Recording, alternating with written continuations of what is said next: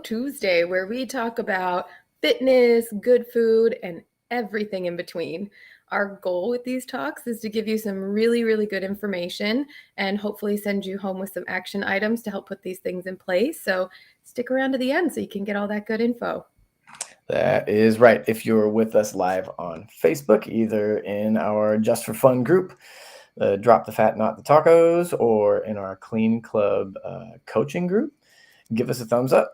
Let us know you're here so we're not just talking to ourselves. And if you are listening to our podcast, what are you waiting for? Get in here, be part of one of the Facebook groups, so you can engage and ask us questions and be part of what we're doing over here. So what are you waiting for? All right, Rebecca, what are we doing today? So, Brandon, one of the things you talk about quite a bit is just starting, right? Getting the ball rolling with whatever your goal is. Just take a step. Any step at all, just get into action. Right. But sometimes there can be serious barriers for people when they're trying to do that. And one of the most common ones we hear in exercise arenas are, I haven't exercised in so long, I don't know what to do to start. Or something I've heard a lot lately is I have X injury or a bad fill in the blank, and I'm afraid to hurt myself. Totally. And this happens to be something you're an expert in, isn't it? Yeah, absolutely. This is definitely where my physical therapy background comes in handy, because physical therapy is all about function, right? Mechanical function to create practical function. Awesome. So, what does that really look like? Because it sounds really, really, really boring. And you haven't mentioned calories or fat burning or muscle gain. And that's really all I want to hear about is how do I get muscular and lean? I don't care about this mechanical function, practical, what the heck you just said. Totally. Okay. Yeah, I get it. But it's but it's not boring, I promise. And you're probably, most people are probably doing something resembling functional fitness without realizing it. So basically, functional fitness uses movements that mimic or at least apply to the movements we need to do in order to function in our daily lives. Some of those are like universal things, right? That we all need to do. So think things like getting up and down from the floor, lunges, squats, pulling and pushing, things like that. And when we get more specific, it can look different for everyone depending on what they want to be able to do, right? Like hobbies and interests and professions. So I know, not helping. That sounds boring still. I was going to say, you said not boring, I promise.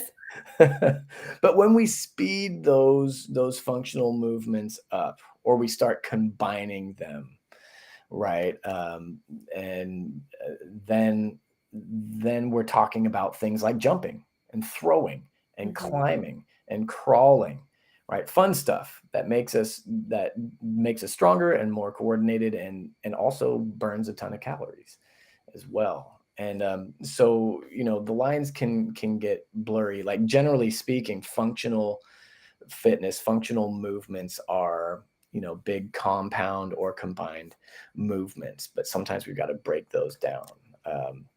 But yeah, the lines can kind of get blurry between functional movement and sport specific movement and things like that. And to me, that's okay. They should be. If a sport makes you happy and is a big part of your life and livelihood, then it's an important function.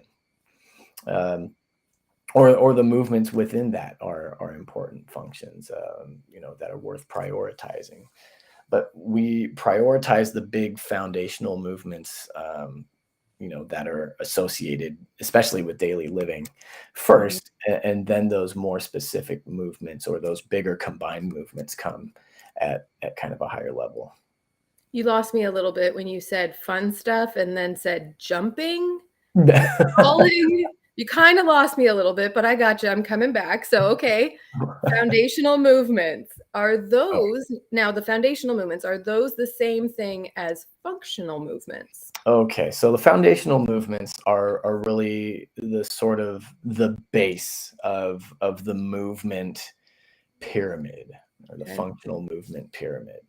So they cover all the basic compound movements our body can perform that we may perform in different combinations to create other functions or compound movements, right? Or bigger functional movements. So an example would be a squat, right? We use squats as part of many other movements, like picking things up from the floor or accessing low areas, or to rapidly moving, like or rapidly moving or throwing objects or jumping, right? Mhm. A jump sort of starts with a squat. So all the way up to, things like Olympic powerlifting movements, right? Mhm. So the squat is part of a lot of other movements and functions. So if your squat isn't mechanically sound, or you suck at it or whatever, however you want to say that, if you don't practice squats, you're going to have trouble with a lot of other activities. True. So you mentioned squats. So we know that's a foundational movement. I like that. My squat game is strong. So, what about the rest of them? What are the rest of the foundational movements? Yeah, so just to list them off: squatting, lunging, pushing, pulling, hinging, and that gets a little bit right because a hinge is technically part of a squat, but Mhm. sometimes we really prioritize isolating that hip hinge is what we're talking about, hinging at the hips. Rotating. Let's move to another hand. Rotating and carrying. Right to the fingers. Like five, five, five. Yeah, rotating and carrying. Rotation, I think, is particularly important and often overlooked. And carrying is, depends on who you ask. I think carrying is an important part of the functional or foundational movements. Some people don't really count it in there. They only count the six. So Um, if you practice sound mechanics with those things, you'll have a really good base of functional strength and mobility. okay. Well, you pretty much just named all the shit I hate to do. So, for everybody else out there Cool. listening that's going, I don't want to do any of that. Don't worry, we're in the same boat. I don't like doing any of those things, except again for squatting. I'm okay with that. But I know practicing those things are really important, right? Totally. And I know those movements are important because they tie pretty much all other movement together. You say it all the time. If you want to play the piano, you have to play the piano. Yes, You that is kind of true. got to do it. If you I want to do, be able to move, you got to do the movements. I do say that all the time, but in this case, it is kind of like it can be sort of like the base would be like the foundational movements would be like practicing scales on the piano or the guitar or something, right? Mhm. They're the foundational pieces of so many great songs. And when you figure that out, when you figure out that if you can play the so and so blues scale, right, then you can play your favorite Led Zeppelin song and your favorite Metallica song and some Muddy Waters song and a million others, because you've mastered that one scale and Right. it applies to so many other Mhm. different places. Yeah. So You still make sense. that's how I that's how I that's how I think about functional fitness. If you have strong squat mechanics, you slow that down and do super stabilized squats and build those bomb-proof knees, and then you're able to speed them up and jump or throw things, right? Mhm. Functional fitness makes us better at just about everything. And I have a million different examples. I'm sure the opportunity to share one will come up. Um, but it's also a tremendous component of injury prevention as well, by way of improving muscular balance Mhm. and coordination. Mhm.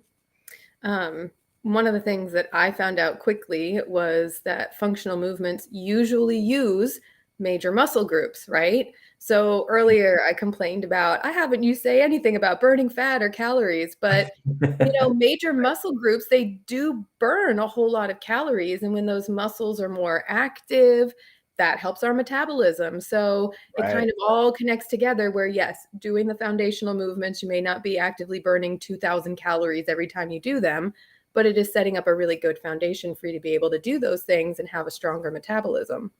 Totally. Yeah. Just like per movement, right? Like they take a lot of energy, especially when we're, at the level where, well, even when you slow them down, right? Even when you're practicing really slow, that early, foundational movement that or functional fitness that I like to really get into, like that takes a lot of energy. It really does. Melanie says, and a bonus, it's beneficial to aging. Yes, she totally stole one of True. my major points. Totally. And that's my physical therapy family over there. Functional strength and balance are key to safely aging and staying active. Absolutely. And listen, I have to tell you, as a former ballet dancer, I tell Brandon this all the time. My joints, my body feels like it's a lot older than I actually am because I was so hard on it for so long.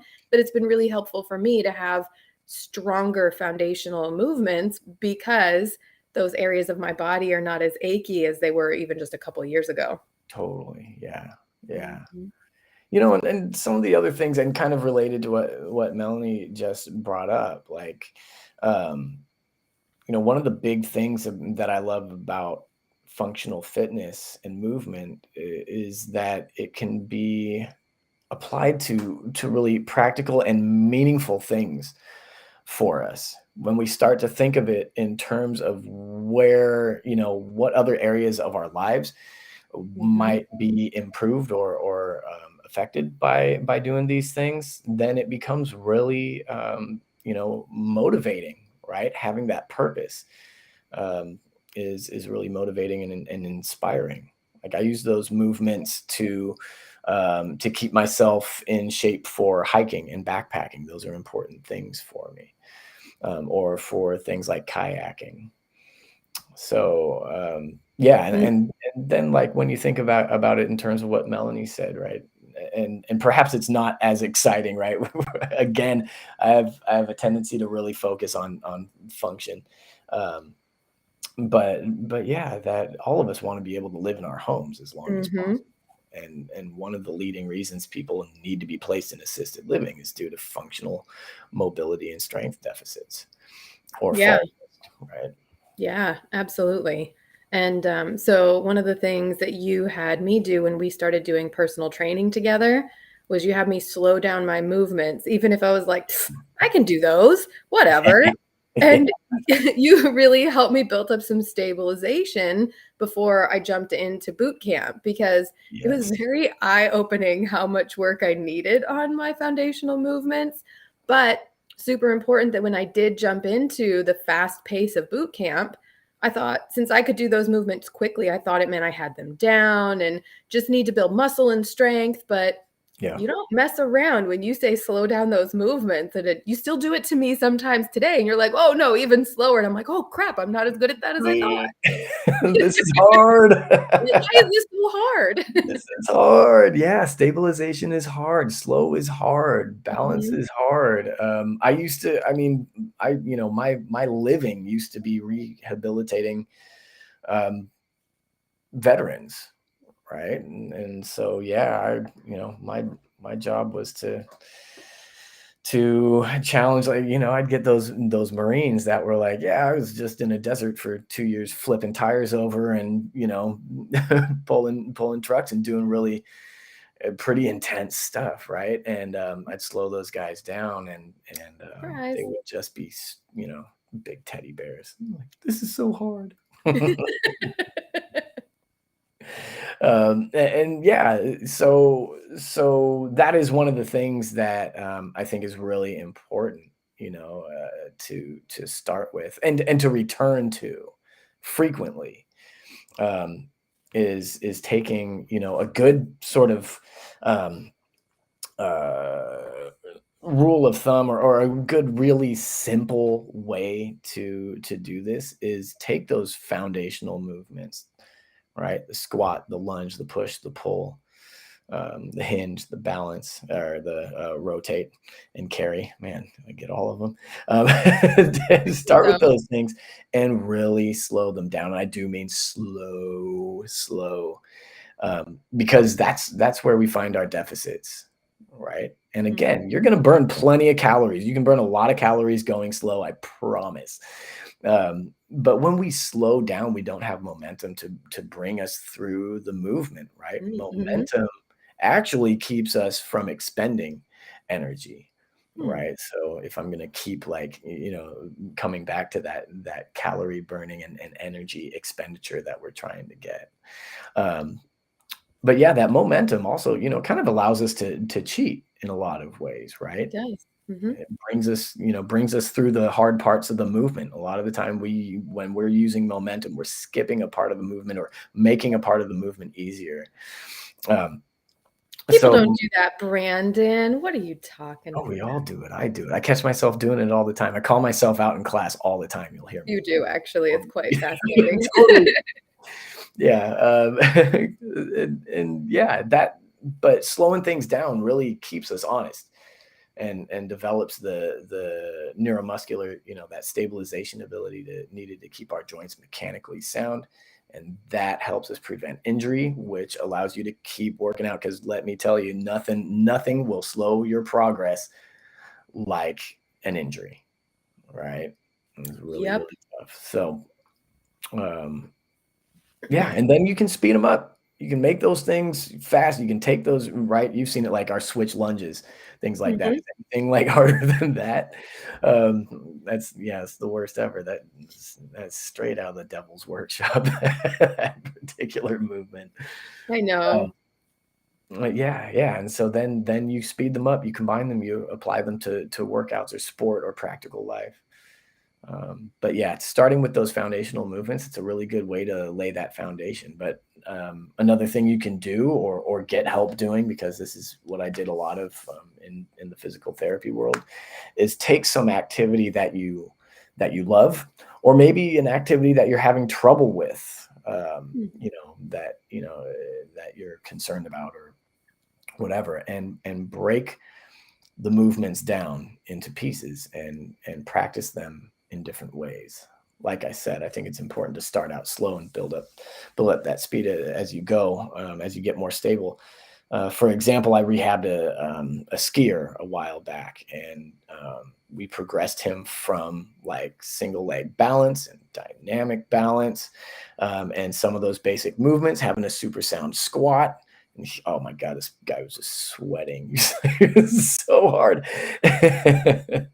And we progressed from that to like lateral jumping movements, right? And those more ballistic movements that we find mhm, more fun, and doing movements on uneven surfaces and really mimicking the things that he needed to perform on the slopes. And he loved it. He was like super motivated, right? Because it's like this is tied to something that he just loved to do, right? I used to rehab yep, a lot of golfers, same thing, and just breaking down those movements and making them simple and then combining them again. Uh, mhm, so yeah, and then for kind of an announcement for our Clean Club members, we're going to be running a functional fitness challenge next month mhm. to progress you guys through some functional movements and move from that stabilization stage to moving fast and hard. So I'm excited about that. Yeah, me too, because it's very similar when we were talking about doing the challenge. It reminded me a lot of something I started doing when you and I were working on these movements in the beginning. You would do workouts with me twice a month. Needed to do the stuff more than that. So, like, if you did lunges with me that week, I would do lunges, maybe something else, and I would slow them way down. Like, when I thought I was going slow, I'd be like, okay, go slower, and go as slow as I possibly could. And I would just do 10 reps of those, take a break, maybe swap to another exercise, whatever you had done with me. And I would just alternate the reps. And it was actually pretty amazing. I did that 3 times a week. I would do that just for like 15 minutes in the morning, And things changed with my day to day before I even started doing boot camps. Yeah. And I mean, what, take 45 minutes max every week at the very, very most? It's a really, really small price to pay to have a lower chance of tripping. Or if you do trip and fall, you can get up on your own, right? And trust me, I Yeah. know because, like I said, I'm a former dancer and I am about as clumsy as they come. But now I can bounce right back up when I have a faux pas instead of somebody having to help pick me up and I can't get off the floor. It's a lot less Yeah. embarrassing when you can just bounce right back up. For sure, yeah, we all end up down there sometimes. I just fell over the weekend. I fell while I was hiking. I told you about that. I fell into a bush, guys. I know, I kind of felt Like legit, responsible like for that one. all the way into a bush, like completely. Like if somebody had walked by on the trail, they wouldn't have seen me. There's I was Brandon. inside a bush. They wouldn't have known. Like I'm just dying in a bush over here. Whee! Yeah, and it's so funny. I used to, when all I did was functional, like rehab type stuff. I'd get patients all the time. They'd come and they'd be like, my legs are looking kind of awesome from, from all this work that we've been doing, right? Mhm. And it's kind of funny, sometimes when we really are just focused on something we like, weight loss or toning up or whatever our goal might be. And this is true in so many different places in life, right? Like when we kind of take a step back from being so focused on that and try other things and work outside of that box, it ends up bringing us closer to our original goal. It ends up bringing us closer to that goal. And it's just kind of funny how that works in a million different ways, but this is definitely one of them where people are like, I don't want to slow down. Like I've got to get my cardio in and burn all my calories, and whatever. And then, you know, step away from that for a little bit and focus on something different. And it ends up actually progressing you more than sticking with the same old kind of stuff that you've been doing forever. So I think it is very, very important for a number of reasons, but if for no other reason than that alone, right? Mhm.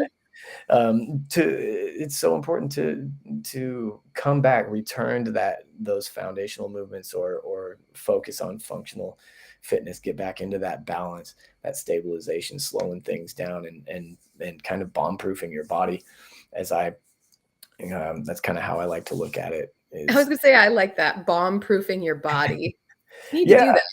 well, it's true. When you get back into slowing things down, that it's good to feel solid. Like you can lock into, those movements. You have total control over those movements. It Mhm. feels good. It really does. And it makes your workouts feel a lot better, like you mentioned earlier.